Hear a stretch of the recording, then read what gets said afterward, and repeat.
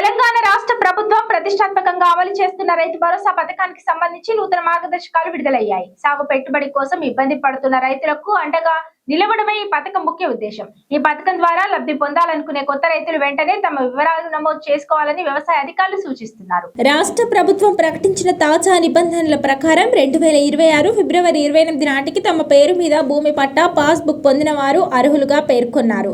Revenue రికార్డులలో భూమి వివరాలు నమోదై digital సంతకం ప్రక్రియ పూర్తయిన రైతులు మాత్రమే అర్హులు.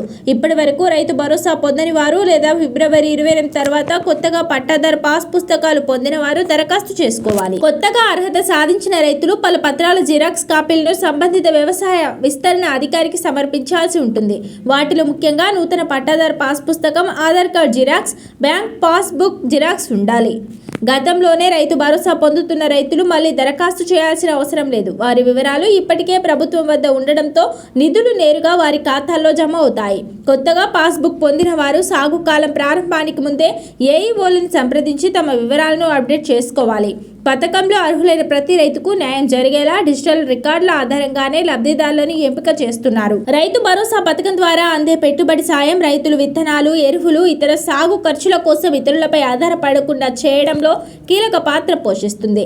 అర్హులైన రైతులు ఈ అవకాశాన్ని సద్వినియోగం చేసుకుని సకాలంలో దరఖాస్తులు సమర్పించాలని అధికారులు కోరుతున్నారు. రైతు భరోసా పథకం ద్వారా 1 ఎకరాకు రైతుల ఖాతాలో ఏడాదికి 12,000 రూపాయలు జమ చేస్తున్న విషయం తెలిసిందే.